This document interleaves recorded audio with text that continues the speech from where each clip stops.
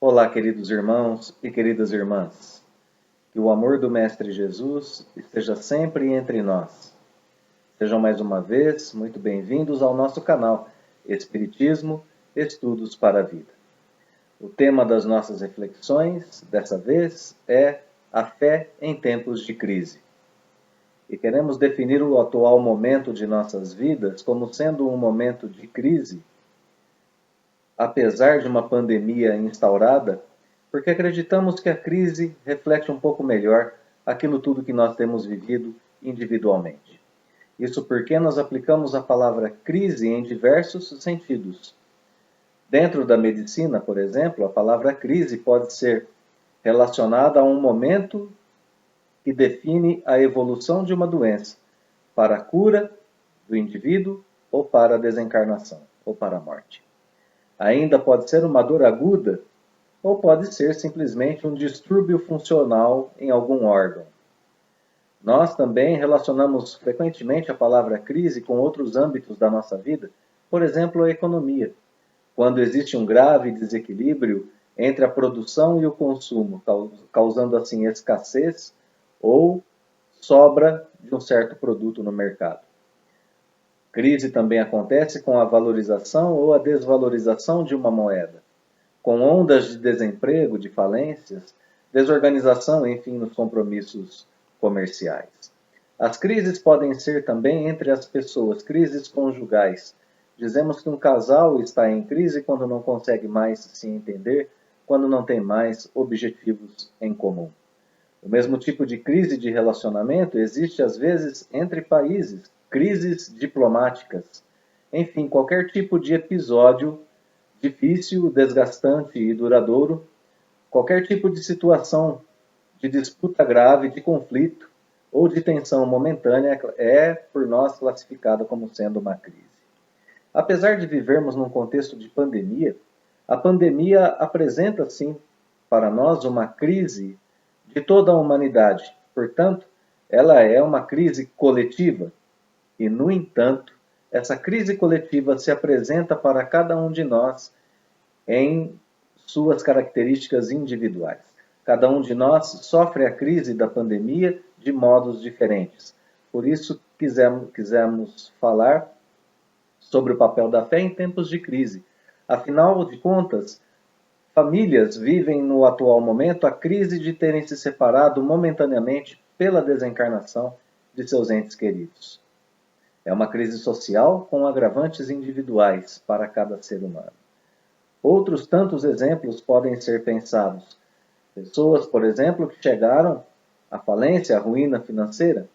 Outras que já estavam em relacionamentos ruins e esses relacionamentos foram agravados diante da crise causada pela pandemia. Alguns outros apenas tiveram sintomas graves da pandemia. Outros nem sintomas tiveram.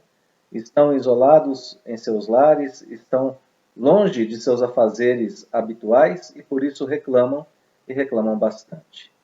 Esses apenas vivem um outro tipo de crise, a crise do seu próprio orgulho e a crise do seu próprio egoísmo.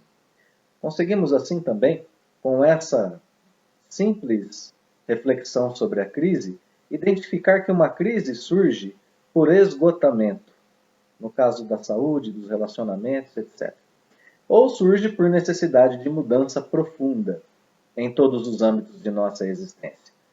E nós temos vivido a atual crise sem perceber que o nosso sistema está esgotado, o nosso modelo de vida está esgotado, que o nosso modelo de vida precisa de uma mudança profunda. Para usarmos uma imagem, uma metáfora, é como se estivéssemos coletivamente, nós todos, seres humanos aqui encarnados no planeta Terra, construindo um castelo enorme de cartas de baralho que já não sustenta mais o seu próprio peso, justamente pela fragilidade do material com o qual ele é construído. E estivéssemos percebendo que está tudo prestes a ruir, buscando alternativas teimosas e às vezes mirabolantes para manter o nosso castelo em pé. Mas esse nosso castelo ao qual eu me refiro não é um castelo de cartas de baralho. É um castelo de imperfeições, de prazeres e vícios, um castelo de ilusões que precisa ruir para conquistarmos uma construção um pouco mais sólida. E, não tendo percebido esse contexto todo que se apresenta para nós na Terra, muitos de nós espíritas, cristãos, temos dito, mas está muito difícil ter fé. Eu olho para tudo isso que está acontecendo no mundo, não consigo mais acreditar nas pessoas e nem em Deus. Precisamos ter cuidado, pois essa é a última instância da nossa existência que pode entrar em crise. Quando dizemos isso, estamos mostrando para o mundo que a nossa fé está em crise. E por isso é muito interessante que nós passemos a nos preocupar em desenvolver a fé, justamente nesses tempos de crise. Pois a fé, afinal de contas, nos trará a certeza, nos trará a confiança, nos trará os recursos para que nós atravessemos a crise e para que nós saiamos dela mais forte. Esse é o papel da fé em tempos de crise. Provocar progresso da humanidade, progresso individual e coletivo. Fazermos olhar para aquilo que construímos e termos a força de vontade necessária para as mudanças que se tornam assim prementes. Essas mudanças que chegam em um momento agudo para todos nós e que necessitam de nossos braços, de nossas inteligências, de nosso sentimento para serem executadas. Voltamos ao nosso problema principal. Normalmente dizemos, eu não consigo mais acreditar em Deus. Eu não consigo crer. Não consigo crer. Bem, cabe uma pergunta para iniciarmos a nossa investigação a respeito da fé. Fé é crença? Fé é só acreditar ou existe algo mais? Bem, toda vez que falamos em fé na doutrina espírita, vem à mente dos espíritas um pouco mais presentes na doutrina, e aqueles que estão um pouco mais tempo, há um pouco mais de tempo presentes na doutrina, aqueles que estudam um pouco mais, a famosa frase de Allan Kardec que está na folha de rosto do Evangelho segundo o Espiritismo, a frase que diz, fé inabalável, só o é aquela que pode encarar frente a frente a razão em todas as épocas da humanidade. Bem, nessa frase nós já podemos perceber que o codificador nos ensina que fé não é apenas crer. Fé envolve também conhecimento. É preciso, para dizermos que temos uma fé firme, que nós tenhamos a nossa capacidade de raciocínio em acordo com a nossa fé. E, portanto, fé passa a estar diretamente relacionada ao nosso conhecimento. Tanto é assim que no começo do Livro dos Espíritos, Kardec já inicia as suas investigações perguntando o que é Deus. E nós temos a resposta de que ele é a causa primária e a inteligência suprema. Kardec recebe essa informação na primeira questão do Livro dos Espíritos, do plano superior da espiritualidade aqui na Terra.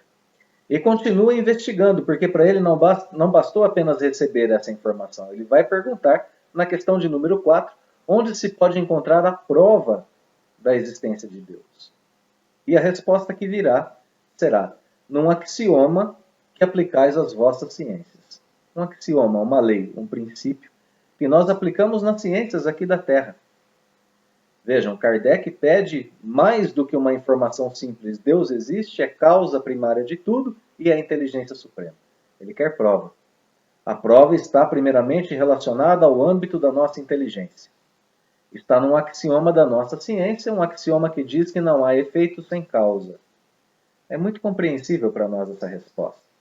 Basta que façamos um exercício de imaginar o nosso universo, todo o conjunto de coisas criadas, tudo aquilo que nós conhecemos, ou se o quisermos, como já estuda a nossa ciência terrena hoje, a possibilidade de multiversos, não apenas um universo no qual nós vivemos, mas múltiplos universos. Seja um ou sejam múltiplos, esses universos em algum momento foram criados. E se foram criados, precisam ser criados por alguma força superior. A doutrina espírita entende que essa força superior é Deus, como causa primária. O universo ou os multiversos são efeitos da criação de Deus. Deus criou. São efeitos da vontade de Deus se expressando. Então Deus é a causa primária de tudo. Se imaginarmos que o nada foi capaz de criar os nossos universos ou o nosso universo, então devemos dizer que o nada é capaz de criar alguma coisa. O nada é a ausência absoluta de toda e qualquer coisa. E do nada nós tivemos a criação. Ora, esse pensamento é completamente ilógico, completamente irracional. Portanto, não há efeito sem causa. Se nós temos a criação como efeito, temos a causa, temos Deus que tudo criou. Mas não temos apenas essa prova para a existência de Deus na questão de número 4. Dizem os espíritos superiores que para crer-se em Deus, basta se lance o olhar sobre as obras da criação. E nem precisamos nos estender muito para lembrarmos das obras da criação.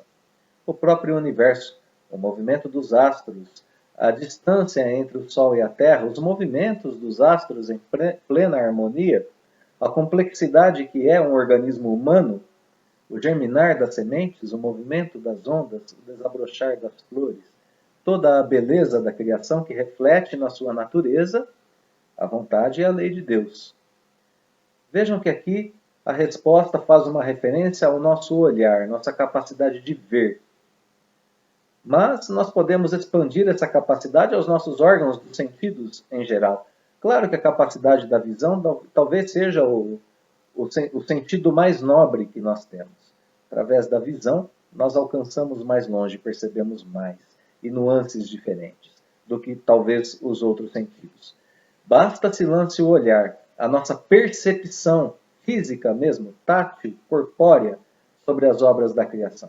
Então existem, portanto, provas palpáveis da existência de Deus. Temos então provas para o intelecto, provas palpáveis da existência do Pai. Mas não é só isso. Porque na questão de número 5, Kardec pergunta qual é a dedução que podemos tirar do sentimento intuitivo que todos os homens trazem em si da existência de Deus.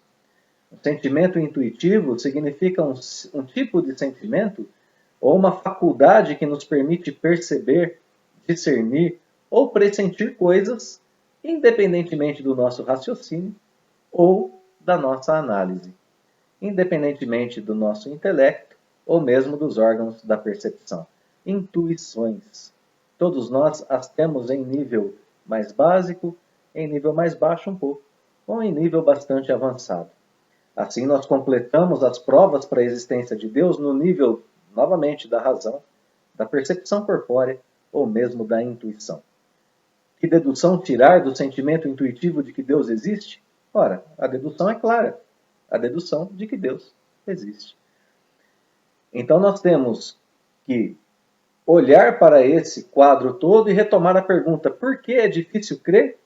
Ora, simplesmente porque não estamos fazendo o exercício intelectual de estudo do Espiritismo e de autoconhecimento necessário das nossas faculdades para perceber Deus. Por isso está difícil crer. Se nós estivéssemos no caminho desse exercício, teríamos condições a mais de acreditar em Deus, de buscá-lo pelo mundo que nos cerca, pelas nossas próprias faculdades, pelo nosso próprio conhecimento. Além do mais, podemos talvez encontrar certas dificuldades por um problema em nossos sentidos, pois Kardec pergunta na questão de número 10, ainda no Livro dos Espíritos, se nós podemos conhecer Deus em sua intimidade. E a resposta é não. Ou seja, no atual nível evolutivo de nós, espíritos residentes no planeta Terra, nós não podemos conhecer Deus ainda em sua intimidade, pois nos falta para isso um sentido. Mas podemos nos consolar na questão de número 11, pois Kardec pergunta se será dado ao homem um dia compreender esse mistério da divindade, ou seja, estar intimamente próximo de Deus. Sim, quando nós não tivermos mais o nosso espírito obscurecido pela matéria e quando alcançarmos a nossa perfeição, aí teremos nos aproximado de Deus. E escrevem os espíritos superiores nessa resposta à questão de número 11, que então nós poderemos vê-lo e compreendê-lo. Ou seja, teremos essa capacidade de ver diretamente Deus, de compreendermos o Pai diretamente. Então, dependemos do desenvolvimento das nossas faculdades intuitivas e perceptivas para chegarmos a conhecer e compreender Deus em sua intimidade. Transforma-se aqui, portanto, para nós a fé em um exercício. Transforma-se ela agora em uma busca. E nós temos uma definição muito clara e belíssima sobre o que é a fé no capítulo 19 do Evangelho segundo o Espiritismo, que tem o título A Fé Transporta Montanhas, capítulo sobre o qual nós nos debruçaremos de agora em diante, para entendermos um pouco melhor a fé. Bem, estabelecemos que ela está à nossa disposição em um nível que não é um nível nada desprezível, ao nível da nossa inteligência, ao nível da nossa percepção, ao nível do nosso sentimento. O que me toca mais? Devo buscar a Deus mais pela razão, pela lógica, mais pelo meu sentimento intuitivo ou mais pela percepção da natureza? Cada um de nós responderá essa pergunta de forma diferente e começará a sua busca por aí. E a definição a qual nós nos referimos no capítulo 19 é a seguinte: no homem, a fé é o sentimento inato de seus destinos futuros, Deus e vida futura. É a consciência que ele tem das faculdades imensas depositadas em germen no seu íntimo, confiança em si mesmo. A princípio em estado latente, e que lhe cumpre fazer que desabrochem e cresçam pela ação da sua vontade. Então acabamos de estabelecer mais uma vez que a busca da fé é uma busca que depende de cada um de nós. E a partir de agora nós começaremos a estudar um pouco melhor o que é a fé. Vamos buscar o primeiro sentido que nós tentávamos estabelecer agora há pouco. Fé é crença. Aqui nós entramos pelo âmbito do intelecto, pelo âmbito da razão. Fé é crença, sim, em um certo sentido, segundo Allan Kardec, no mesmo capítulo 19 no Evangelho segundo o Espiritismo. Crença se pensarmos no sentido dos dogmas, ou seja, daqueles princípios que nós usamos frequentemente na nossa doutrina espírita para o desenvolvimento do sistema todo da doutrina, para o desenvolvimento doutrinário, as explicações que a doutrina nos traz a respeito da vida. Então, fé é crença, sim, quando nós falamos em dogmas, mas falando em dogmas, ela pode ser de dois tipos. A fé pode ser raciocinada, e quando é raciocinada tem como efeito a garantia do nosso futuro, e portanto ela é uma fé confiante, ou ela pode ser cega, e quando ela é cega ela nos leva ao fanatismo, tem como efeito o fanatismo. É uma fé que está predestinada a ruir, a acabar, quando nós não pudermos mais entender o mundo racionalmente. Vamos citar um exemplo? O dogma ou o princípio da reencarnação. A reencarnação é o princípio espírita ou dogma espírita que nos explica as principais diferenças entre as pessoas aqui na Terra. É ela que nos explica por que alguns nascem pobres, outros ricos, alguns nascem saudáveis, outros doentes, entre tantas outras diferenças entre os seres humanos. Parece que se não tivermos a reencarnação, Deus foi injusto. E essas aparentes injustiças são explicadas pela reencarnação. Afinal, o espírito não está nascendo naquele momento. Ele vem ali vivendo os efeitos das suas reencarnações passadas. Ora, o contexto de vida está aqui muito bem explicado. Por isso, nós temos a chamada fé raciocinada em relação aos dogmas da doutrina. Eles são racionais, são lógicos. E, portanto, segundo Allan Kardec, podem até deixar de serem chamados de dogmas. Kardec, no item 6 do capítulo 19 do Evangelho segundo o Espiritismo, diz que os dogmas passam então a poderem ser chamados de verdades espirituais. É claro, foram alcançadas através da lógica e do raciocínio, através da ciência espírita. Portanto, concluímos ainda com esse capítulo que não é a fé que compete nos procurar. Não é Deus que tem que pôr provas a mais do que Ele já pôs para que nós possamos crer nele. É a nós, homens, que cumpre ir ao encontro da fé. E se a buscarmos sinceramente, como lemos nesse capítulo, não deixaremos de achá-lo.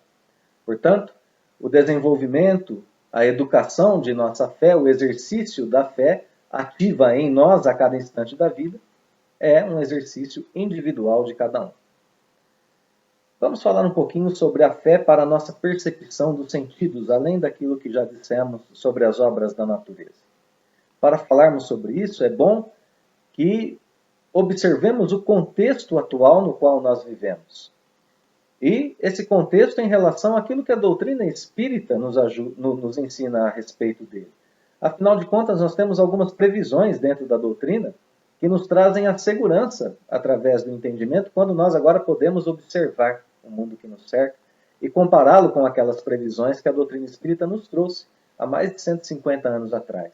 Aqui nós conquistaremos a segurança necessária que a fé traz para cada um de nós. O Espírito Fenelon, no capítulo 1 do Evangelho segundo o Espiritismo, capítulo 1 do Evangelho segundo o Espiritismo, item A Nova Era, escreve as seguintes palavras, no item 10. O mundo está abalado em seus fundamentos. Claro, expressão relativa ao nascimento da terceira revelação, ao nascimento da doutrina espírita, mas principalmente ao nosso contexto de crise agora. Não entendemos que, nós espíritas, que o mundo está passando de provas e expiações para a regeneração? Os fundamentos que nós criamos para o mundo de provas e expiações estão naturalmente abalados. Agora, nós precisamos criar um mundo de regeneração. São novos fundamentos, novo tipo de vida. A nossa atual crise, portanto, não é caracterizada pela decadência humana, como muitos pensam. Por isso, não podemos deixar de acreditar nos homens. Se Deus nos propôs esse atual momento de pandemia e crise consequente dela, é porque Deus acredita em nossas forças, Deus sabe, melhor dizendo, de nossas forças, para atravessar esse momento. O mundo está abalado em seus fundamentos. Continua Fenelon escrevendo, olha o verbo no tempo futuro. Reboará o trovão. A tempestade virá. Está nos dizendo Fenelon. E nos orienta nos seguintes termos. Sede firmes. Sede firmes. A decadência não é uma decadência humana. A decadência é a decadência do modelo, do paradigma de vida e dos princípios que nós escolhemos como sendo norteadores das nossas ações e escolhas no atual momento da nossa jornada. Como é que nós seremos firmes diante dessa tempestade? Ensina o Espírito Fenelon. Dobrai-vos a rajada que anuncia a tempestade ao vento, não é? A fim de não serdes derribados, caídos, aniquilados. Aqui nós temos já o anúncio dos tempos difíceis que viriam, mas nós temos também o preparo necessário para viver a crise que está aqui representada ou anunciada nessa passagem. O Espírito Fenelon nos lembra que somos como plantas que se nutrem do solo. O solo que nos nutre é Deus. E nós, enquanto plantas, vivemos no nosso mundo corpóreo, no nosso mundo material. Somos a árvore, mas a nossa raiz é a fé. A raiz é a fé, e quanto mais profunda ela for no solo, mais nutrientes ela consegue reter, ela consegue captar e assim se nutrir. E então pode vir o vento forte quanto for, pois a raiz é funda. Naquele momento da ventania, nós nos dobraremos e depois voltaremos à nossa posição original para continuar vivendo e dando frutos. O momento de crise é um momento difícil, é um momento de sofrimento. Mas é bom compreendermos sempre o nosso contexto. Santo Agostinho, no item O Mal e o Remédio, no capítulo 5 do Evangelho segundo o Espiritismo, traz algumas perguntas interessantes, muito interessantes, inclusive para a nossa reflexão. Ele nos pergunta primeiramente, será a Terra um lugar de gozo, um paraíso de delícias? É claro que não. Nós aprendemos que a Terra é um planeta caracterizado por ser de provas e expiações, não é? Continua Santo Agostinho dizendo, ó homens, dar-se-á não reconheçais, o poder do vosso Senhor, senão quando ele vos haja curado as chagas do corpo e coroado de beatitude e ventura os vossos dias? Até quando vossos olhares se deterão nos horizontes que a morte limita? Agostinho está nos perguntando, só reconhecemos Deus quando estamos felizes? Não reconhecemos a ação do Pai em nós, a boa ação do Pai em nós em tempos difíceis? Aqui nós temos os dois pontos sobre os quais nós devemos centrar a nossa fé. A vida futura. Até quando nossos olhares se deterão na morte aqui na Terra, não é? A vida futura e Deus. Esses são os objetos principais da nossa fé maior. Aqui nós podemos inclusive melhorar o nosso sentimento em relação à justiça divina, lembrando da reencarnação, do contexto do nosso planeta, de tudo o que está acontecendo. Santo Agostinho ainda lança mais uma pergunta e nos dá a resposta pelo menos a essa, logo na sequência. Que remédio então prescrever aos atacados de obsessões cruéis e de cruciantes males? Obsessões cruéis. Que remédio para essas pessoas que vivem hoje, por exemplo, o desabrochar da mediunidade e não podem ir ao centro espírita? Outros que vivem, sim, os processos obsessivos e que estão também impedidos de ir à casa espírita para o seu tratamento. Qual é o remédio para essas pessoas que são vítimas, que são atacados por obsessões cruéis e outros que vivem males cruciantes? Responde Santo Agostinho. Só um remédio é infalível: a fé, o apelo ao céu. A fé como grande remédio para atravessar a crise, para curar os nossos males, todos eles. Queremos ainda mais provas para nossos sentidos, para nossa percepção da vida futura, para melhor cultivarmos em nós a fé? Ainda continuamos dizendo não consigo crer? Vamos estudar o Espiritismo. Vamos estudar e desenvolver nossas faculdades e perceber Deus em nossas vidas em todo momento. Fazer esse exercício. Deus se mostrando para nós na resolução dos pequenos problemas do dia a dia, naquilo que nós chamamos de coincidências. Quando derramamos o café na nossa roupa, logo de manhãzinha perdemos hora do emprego. Chegamos atrasados, incomodados, e depois descobrimos que se tivéssemos saído no horário de casa, talvez tivéssemos sido vítimas de um acidente que aconteceu naquele dia. As pequenas coincidências, a mão de Deus agindo em nossas vidas é perceptível. E ainda assim temos centenas de provas trazidas pela doutrina espírita. Podemos citar os livros trazidos a nós pela mediunidade de Chico Xavier. Ou admitimos que a vida futura existe, no segundo ponto em que devemos concentrar a nossa fé, não é? Deus age, mas a vida futura existe. Ou consideramos que os espíritos desencarnados se comunicam com nós, se comunicaram através de Chico, ou precisamos explicar de outra forma esse produto que Chico Xavier nos deu. Só para citar uma obra, Parnaso de Além Túmulo, livro que contém o pensamento de poetas diversos em seu próprio estilo literário, o que seria algo completamente singular, completamente jamais visto na história humana. Alguém que pudesse copiar o pensamento desses poetas. Alguém que pudesse copiar os pensamentos, se assim o quisermos, de motoqueiros que desencarnaram. Ou que pudesse conhecer a fundo a vida daquelas mães que procuraram cartas de filhos que desencarnaram precocemente para o seu consolo. Chico dizia coisas que só aquelas mães podiam saber. É claro que não era Chico, eram seus filhos se comunicando através dele. As assinaturas de pessoas que Chico não conheceu em vida e que foram tidas como assinaturas da própria pessoa. Enfim, as provas estão aí a centenas para que possamos ver. Isso sem contarmos os fenômenos mediúnicos e magnéticos que mostraram a fé em atividade.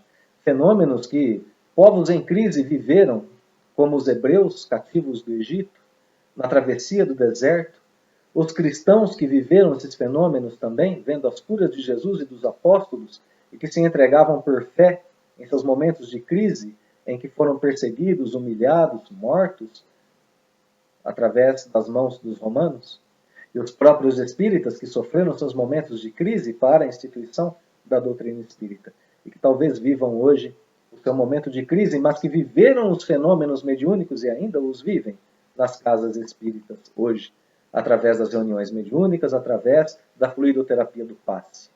A fé é ativa e precisa permanecer ativa, mesmo com as mudanças constantes do mundo no qual nós vivemos. Precisamos trazer essa fé ativa em nós. Então, que ela esteja no âmbito do raciocínio, no campo da percepção, mas nós precisamos compreender, para melhor desenvolver a nossa fé, aquilo que é fixo em nossa existência. Chegamos ao campo dos sentimentos, das intuições sobre a verdade, que precisam ser desenvolvidas a partir dessa nossa experiência terrena. Quais são essas verdades imutáveis? O Espírito de Verdade, no capítulo 6, nos diz que veio nos lembrar sobre a verdade imutável, o Deus bom, o Deus justo. Podemos completar com outros atributos de Deus. A sua onipotência, ele pode tudo. A sua onisciência, ele sabe tudo. e a sua onipresença está em todos os lugares. Portanto, se nós temos um atual quadro de crise instaurado aqui, Deus sabe, Deus poderia mudá-lo e Deus está presente conosco nessa crise. Mas Ele é bom e justo. E se a crise está aqui, ela reflete o momento em que nós precisamos aprender a lidar com ela. Tanto que o Espírito de Verdade ainda escreve no capítulo 6: Meu Pai não quer aniquilar a raça humana. A crise não está aqui para nos aniquilar. Está para nos trazer aprendizados, pontos fixos da nossa vida aqui na Terra. Deus quer que, ajudando-vos uns aos outros, encarnados e desencarnados, vos socorrais, escreve o Espírito de Verdade. Isso é ponto fixo para nós, caridade sempre. Outro ponto fixo na nossa existência. A morte é a ressurreição, diz o Espírito de Verdade. A vida continua. Outro ponto fixo, agora, relativo às mudanças que ocorrem no nosso mundo. Há 2 anos atrás não tínhamos pandemia, hoje temos. Há pouco tempo não vivíamos as nossas crises individuais, hoje vivemos. Mudamos relacionamentos, mudamos de profissão, enfim. Crescemos, nos desenvolvemos, mudamos a nós mesmos. O que é fixo na nossa vida terrena e corpórea, diante de tudo que perece aqui na vida corpórea? Nos ensina o Espírito de Verdade o que é a vida em si. Ela é a prova buscada e durante a qual as virtudes que houvermos cultivado crescerão e se desenvolverão como cedro. Aqui os pontos fixos que nos ajudam a ter fé. Deus, a imortalidade da alma, a caridade, a imortalidade da alma, como já dissemos, e em relação à nossa vida aqui na Terra, a conquista de virtudes, em qualquer tempo. Em tempos de bonança ou em tempos de crise. Se tivermos isso fixo em nossa mente, nós teremos então a consciência sobre as coisas que não mudam e que nos ajudam a dar segurança para os nossos sentimentos em dias difíceis. Assim, meu amparo, que é Deus, minha tarefa, que é o desenvolvimento de virtudes, e meu objetivo, que é a perfeição e a caridade, continuam sempre os mesmos. É aqui que cresço na fé. Não mais a fé agora não é mais apenas uma crença, é um exercício para a vida. E começa, através desse exercício, a se desenhar em nós por um sentimento que nós temos em relação àquilo que é fixo. Mas, segundo o capítulo 19, um sentimento que nós temos em relação a nós mesmos. E depois, um sentimento que nós desenvolvemos em relação a Deus. Bem, no início desse capítulo 19, nós temos a exposição dos 2 patamares de fé possíveis para o nosso mundo de provas e expiações. O primeiro somos nós, e o segundo é Jesus, o nosso guia e modelo. É uma passagem, refiro-me a uma passagem que está na abertura do capítulo 19 e que está no Novo Testamento, na qual um pai que tinha um filho obsidiado procura os apóstolos e pede a eles para que eles afastem de seu filho o demônio. Demônio que nós espíritos sabemos que é um espírito obsessor. Bem, os apóstolos não conseguem, pedem ajuda a Jesus.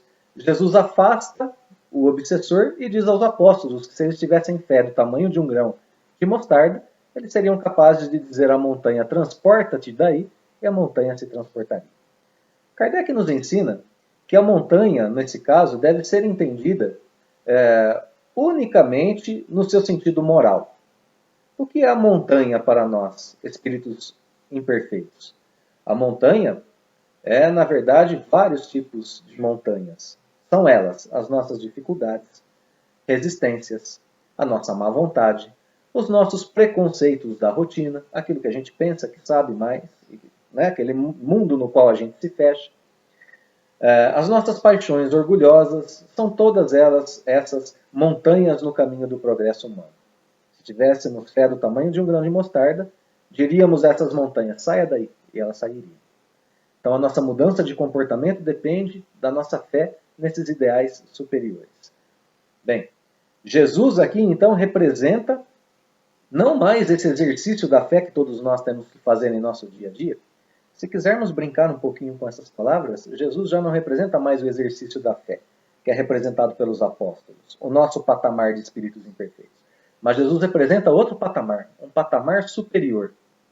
O patamar não mais do exercício da fé, mas o da fé plena em exercício. Jesus já compreendia Deus em sua intimidade. Ele é o nosso objetivo, onde chegaremos com o desenvolver da nossa fé. Ele mesmo disse isso, eu sou um com o Pai. Jesus era a fé em ação, fé sentida, percebida e aplicada. É isso que Jesus representava. E podemos agora, então, estabelecidos esses dois patamares, voltarmos às nossas concepções de fé para o sentimento. Ainda no item 3 desse capítulo do Evangelho, do capítulo 19, nós vemos que numa certa concepção, ou num certo sentido, a fé é a confiança que o homem tem nas suas próprias forças. Confiança que ele tem, que o leva a certas conquistas materiais. E o ser humano, através disso, já teve diversas conquistas materiais, não é? O transporte a longas distâncias, aviões, navios, trens, metrôs, carros, a conquista de curas para doenças, conquistas, enfim, das redes sociais, que nos permitem a comunicação a longa distância, e assim por diante. Todas as conquistas humanas até agora foi o homem acreditando em si mesmo. Numa outra acepção, entende-se a fé como confiança, de novo, vejam a palavra confiança, não sentimento que nós temos em relação a algo. No primeiro momento, em relação a nós. No segundo momento, confiança que nós temos na realização de uma coisa, de algo. Um fim espiritual ou um fim material. Lucidez que permite que vejamos o caminho e a meta, segundo o Evangelho segundo o Espiritismo. No entanto, nós não devemos confundir essa confiança com presunção. Esse tipo de fé com presunção. Dado que a verdadeira fé se conjuga à humildade, e aquele que possui a verdadeira fé, deposita mais confiança em Deus do que em si próprio, por se saber simples instrumento da vontade e do poder de Deus. Fé no sentido de uma confiança, um sentimento de confiança em nós, em Deus, a partir dessa vivência que nós demonstramos ou que nós estudamos até agora. Inclusive, isso nos levará a podermos agir como o apóstolo Pedro, diante da porta formosa do templo, na qual disse a um homem, coxo de nascença, não tenho ouro, não tenho prata, mas daquilo que tenho, disso te dou, levanta-te e anda. E curou aquele homem, um apóstolo, um espírito imperfeito como nós. A explicação da doutrina? O poder da fé se demonstra de modo direto e especial na ação magnética. Item 5 do capítulo 19. O homem atua sobre o fluido universal, o agente universal, modifica-lhe as qualidades e lhe dá impulsão irresistível. Daí, aquele que junta a um poder fluídico comum, normal, a sua ardente fé, pode, só pela força de sua vontade dirigida para o bem, operar esses singulares fenômenos que foram chamados de milagre e que nós na doutrina espírita chamamos de prodígios, pois sabemos estarem na ordem natural das coisas. Aqui, meus irmãos, a fé ativa.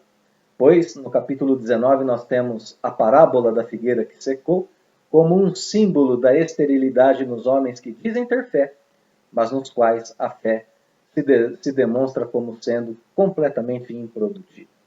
Homens que vacilam. Fé improdutiva, que não é certamente aquilo que nós queremos. Portanto, a nossa fé tem que ser ativa. Então, fazemos uma brevíssima referência aos estudos da teologia humana mesmo, que encontrou as três virtudes chamadas teologais, ou 3 virtudes da teologia. Aquelas 3 virtudes que nos permitem, segundo a teologia, nos comunicar com Deus e vivermos nele, participarmos de forma efetiva e livre da própria vida de Deus. São essas 3 virtudes: a fé, a esperança e a caridade. Citamos a teologia porque aqui mesmo, no Evangelho segundo o Espiritismo, ainda no capítulo 19, nós temos a seguinte frase: a esperança e a caridade são corolários da fé e formam com esta uma trindade inseparável. Está em pleno acordo com o estudo da teologia humana. Esperança e a fé são consequências, a esperança e a caridade são consequências da fé e formam com ela uma trindade inseparável. Se temos fé, temos esperança e somos caridosos. A fé é a base da regeneração, é inspiradora, desperta no homem todos os instintos nobres que o encaminham para o bem. Frases do capítulo 19. Portanto, permite a nós recebermos os estímulos do próprio Deus. Fé sincera é empolgante e contagiosa. Aqui nós fechamos o raciocínio sobre todos os tipos de benesses que a fé nos traz.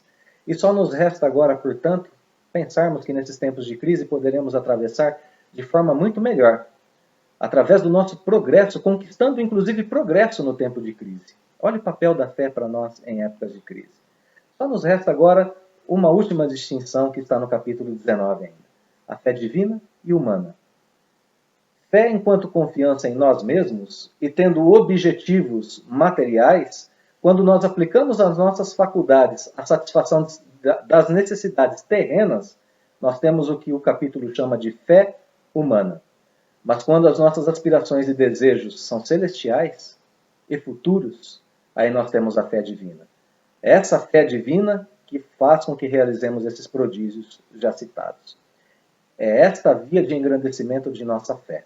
Os ideais divinos, as aspirações celestiais, cultivados no campo do nosso desejo. Podemos concluir as nossas reflexões dizendo que uma fé robusta, sincera, raciocinada, verdadeira, que é conquistada através desse caminho que nós propusemos hoje, nos proporciona perseverança, energia, recursos, calma, progresso, paciência para esperar e para perseverar. É tudo que nós mais desejamos, não é? Enquanto uma fé vacilante nos traz incerteza, hesitação, desespero, tudo que nós não queremos. Jesus nos adverte e mostra para esses momentos em que nós vivemos. Na cura dos 10 leprosos, ele faz uma distinção importante. Ele curou 10, um voltou para agradecê-lo. Ele diz a esse um, a tua fé te salvou. Todos foram curados, porém, salvo só aquele que teve fé. Só aquele que voltou para agradecer, pois acreditou, pois percebeu que havia uma força superior agindo. E, portanto, o controle da nossa pandemia pode estar também ao nosso alcance. Ao alcance de nossa fé, do nosso entendimento. Gestos simples de caridade e de amor. O uso de máscaras, a higienização das mãos, sairmos só quando necessário, irmos ao supermercado só para pegar o necessário, esquecermos um pouco do supérfluo, vivermos o mundo com Deus, porque o mundo sem Deus já está lá fora, e nos apresentando a sua crise. Aqui a fé apresenta para nós a sua necessidade de deixar de ser artigo religioso para se transformar mais uma vez, como já dissemos, em princípio de vida. Tempos de crise, tempos nos quais nós tomamos resoluções que mudam o mundo, o nosso comportamento e as relações sociais. Vamos mudar. Vamos começar cultivando em nós a fé, cultivando em nós a sabedoria de vivermos em um mundo em transformação. Somos capazes de ver Deus agindo na pandemia? Capítulo 5, item 8, Deus consola os humildes, melhor dizendo. Coloca ao lado de cada lágrima um bálsamo consolador. Nós conseguimos ver Deus agindo na pandemia? Ele age sim silenciosamente, mas não pela imposição de uma pandemia ou de uma crise individual para nós. Não. Isso não é vontade dele. Isso é consequência inevitável de nossas escolhas equivocadas. Deus age em nós e através de nós, na natureza, na harmonia, na paz. Ele age através dos enfermeiros e dos médicos que estão colocando-se em risco e colocando as suas próprias famílias em risco para nos defender em tempos de crise. Amor. Amor de evangelizadores, alfabetizadores, de pessoas que socorrem necessitados, moradores de ruas, enfermos e assim por diante. Amor nas boas intuições que nós recebemos de nossos anjos da guarda no nosso dia a dia. É Deus agindo na nossa existência. Deus agindo em prol de nosso futuro. Portanto, Deus está presente. Deus está presente em nós. Precisamos encontrá-lo. Fé é, portanto, sim, crença, mas é também confiança em nós mesmos, no próximo e em Deus. Fé é crença raciocinada. É confiança. É saber e sabedoria. É progresso das faculdades humanas que permite prodígios na comunhão plena com Deus e com o próximo. E assim, queridos irmãos e irmãs, que nós saibamos então buscar e desenvolver a nossa fé. Ela é o caminho, ela é o nosso sustentáculo, é ela que nos nutre e que nos faz perseverar. Um grande abraço a todos, um abraço fraterno e que Deus nos abençoe hoje e sempre.